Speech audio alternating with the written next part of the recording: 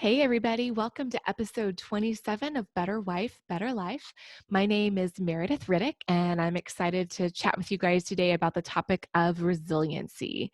So, I thought that this was really important to include in our lineup because every relationship goes through tough periods, and that is kind of in a different extremes or maybe not necessarily extremes but kind of on a spectrum of severity or frequency or length of time, intensity, all of that.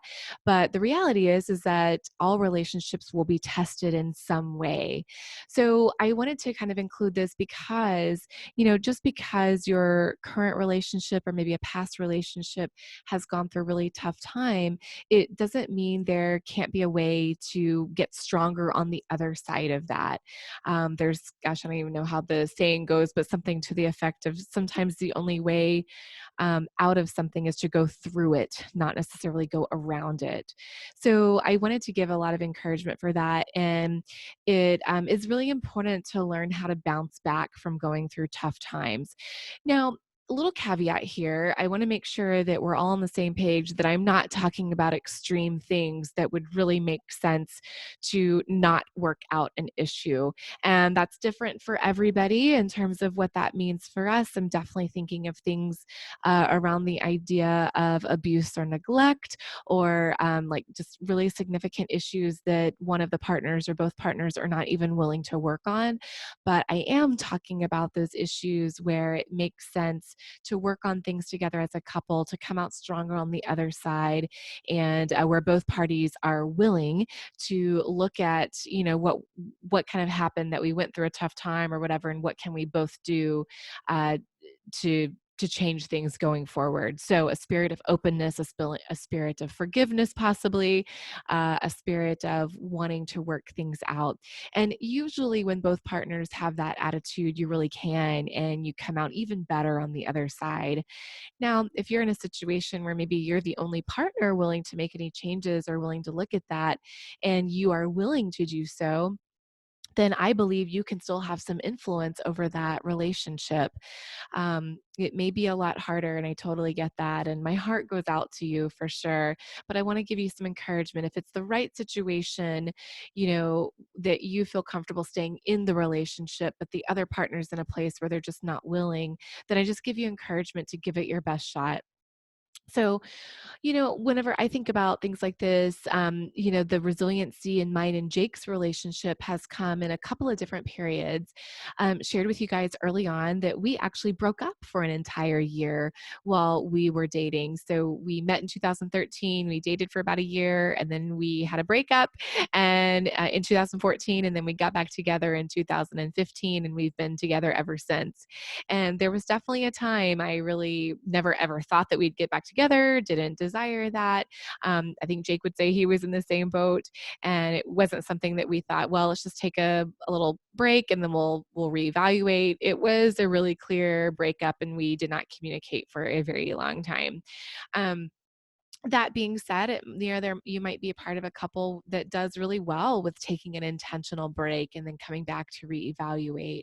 Um, but that was definitely a really big trial in our relationship, that whenever we did get back together, before we decided to do that, we had kind of a sit down conversation of, hey, what went wrong? We both took responsibility for that, and what would we do differently going forward? And things have been much better since then, with a lot of the stuff that led up to our breakup. Are things perfect and totally different? Not necessarily, but just the way that we work through things is so much healthier. I think that the other thing that I've mentioned to you guys multiple times was in 2016 when we were getting married and Jake had a job loss. My practice wasn't doing as well, plus the stress of planning a wedding and just all those different dynamics. That was a really tough time. And, I think a time that easily could have led to another breakup. But fortunately we didn't, and we hung in there, and it took a lot of leaning into anxiety, leaning into anger and conflict, and trying to handle that in a healthy way. And overall, just a commitment to each other and to our relationship, and deciding that our relationship was more important than either of us individually. And so learning how to compromise and communicate about those things So, with a lot of my clients, who are really struggling with the idea of resiliency in their relationship, a relationship they are choosing to continue to be in, because again, just want to reiterate, there are some relationships totally make sense to end that relationship and not go back. And there is a hard line. And resiliency maybe then is in the form of not being in a relationship. Okay. But for those who are choosing to be in the relationship, it's so easy to kind of revert back to areas of rigidity, areas of avoidance, areas of unforgiveness, just things like that. And I go back to a few episodes ago where we talked about unmet expectations and skills of adaptability that, I think a lot of resiliency and choosing to move forward and choosing to make some changes, some healthy changes in a relationship really takes that skill of adaptability to be able to do that. So it's easy for a lot of us to just want to throw in the towel, or especially if you're single and you're dating, it can be easy to just break off a relationship after a few dates when you hear kind of that first roadblock. And sometimes it's hard to tell, what's a roadblock that would be healthy for me to work through and what's a roadblock that's a really significant red flag. And that's different for each of us. You can't have someone tell you necessarily what it is or what it isn't. That's for you to decide. But I do notice for a lot of individuals who veer on both extremes with rigidity or avoidance, we're kind of missing opportunities to build some resiliency in a relationship. So, if you're kind of resonating with what I'm talking about and you're going through a tough period of time, or you have gone through a tough period of time in a relationship, I want you to think about things like, what's the role of teamwork?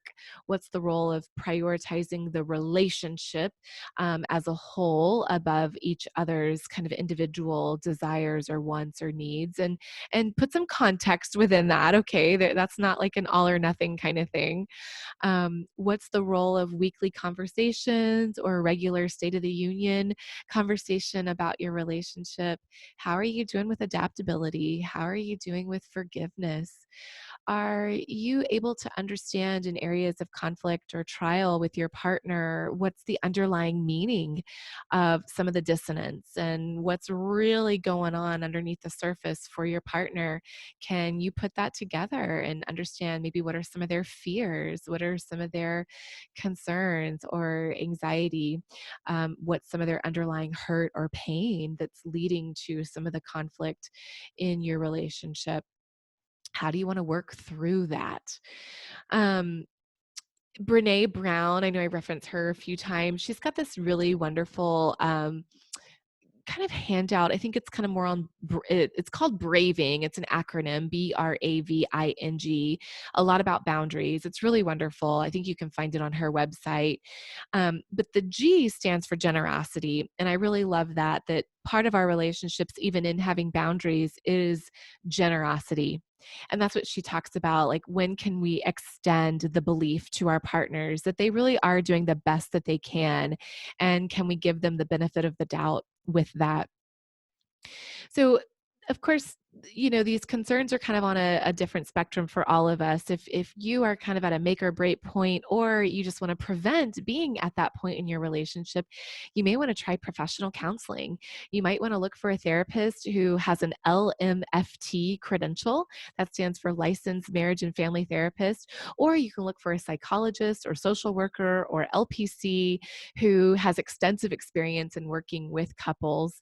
There's all sorts of different modalities. I talk about Gottman so much in this podcast. There's also emotion focused therapy, which is really wonderful to use with couples, and lots of other things. So you might want to look for a professional to kind of help with some of those conversations if you need.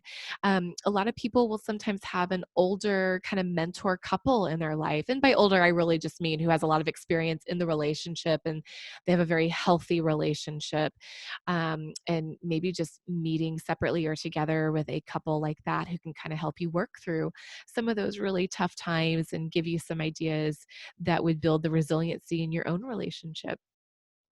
So, always my encouragement to you guys is to hang in there when appropriate, and to continue looking at working on yourself. You can't force any change about your partner, and you can't rely on that. You gotta remember, change begins with you. So, looking at what are your areas of resiliency to continue working on. As always, you can find us all over social media at Harmony Therapy Group. Our website is at harmonytherapygroup.com/betterwifebetterlife, or probably easier just to go to betterwifebetterlife.com. We are putting the finishing touches on our e-courses if you're listening to this in real time. So you can find us at harmony-therapy-u.teachable.com, and that is the letter U. And you can find us there if you want to go a little deeper than what this podcast provides. All right. Well, thanks so much for listening, and I will talk to you guys next week.